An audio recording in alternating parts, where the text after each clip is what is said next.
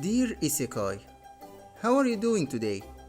You're probably busy making another bajillion shows for the upcoming anime seasons. Probably most of them will turn out to be mid, and yet I will probably watch them all.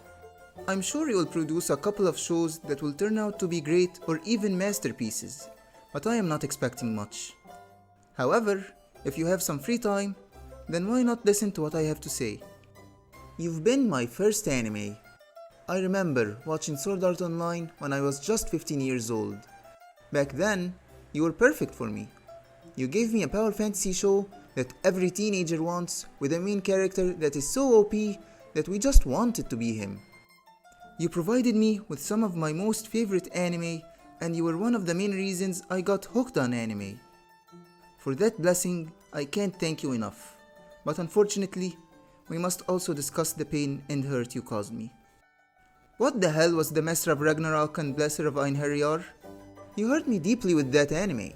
How can a smartphone still work with a battery that will never end with 5G service in another world? I thought you had already done that within another world with my smartphone. It was already boring to watch, but at least it gave a reason to why it worked. In the Master of Ragnarok and Blesser of Mumbo Jumbo, it just worked with a mirror. At first, I accepted it, but after the twist of the protagonist being transported back in time to the Bronze Ages instead of another world, you just gave me more questions than answers. What? Can smartphones suddenly work in the past without phone towers and make calls through time? How was that even possible? The anime even looked ugly and wasn't a fun watch. Luckily, we decided to take a step back and stop watching it before you hurt me more. In an attempt to try to make things right, you produced many anime in order for at least a couple of them to turn out great. But that didn't always work now, did it? You instead kept producing show after show that were just mid or even bad.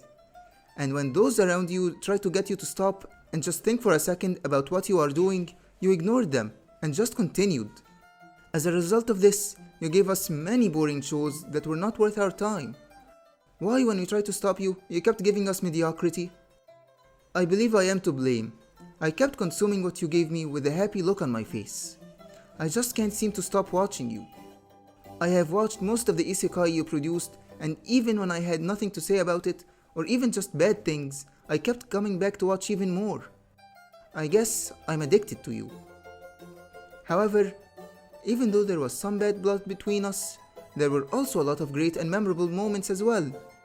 I remember watching Konosuba for the first time, and just laughing and laughing at it. Watching Kazuma, Aqua, Megumin, and Darkness together were some of the greatest memories between us. Remember all the times that Megumin would use explosion, then become completely useless? Remember in the beginning, when they were hunting toads in order to get some money, and then everything backfired on them, with them being almost eaten? How can I forget those times? I sometimes even go back and revisit those memories when I feel down. Then suddenly, I return to feeling cheery again. You also provided me bittersweet memories with ReZero. I remember the first time Subaru died, then suddenly finding himself back in time to try to change the outcome. You basically gave him the power of checkpoints. You showed me that no matter how tough things become, there's always a way to turn it around and change destiny from being a miserable one to a happy one. You also showed me creatures and beings that I could never imagine. Creatures that looked cute but were actually terrifying. Humongous creatures that people would try to avoid at any cost. You showed me how beautiful and terrifying the world could be. There was also the time where you showed me how a slime can become a president. In that time I got reincarnated as a slime. How Rimuru came from being the weakest creature in the world that is a slime to being maybe one of the most fierce beings in the whole world. That was really something to behold. How Rimuru created relations between nations and discussed politics with other leaders were really enjoyable. And that is coming from someone who knows next to nothing about politics and never really took an interest in it.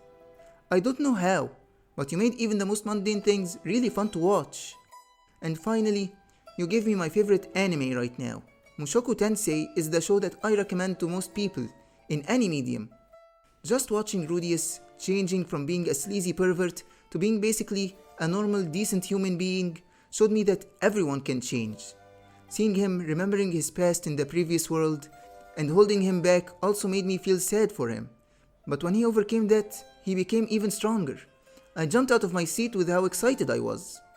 Watching Rudius go on a journey to return home and meeting new people and overcoming obstacles that he couldn't have overcome previously was something I couldn't put into words. If someone hasn't watched Mushoku Tensei yet, then they should go watch it right now. I may have said a lot of things to you in this letter, Isekai. I discussed how he began, the bad times, the great times, and how he provided me with my favorite anime right now. I still want to continue this journey and see what else you make. I guess what I'm trying to say is, I love Isekai.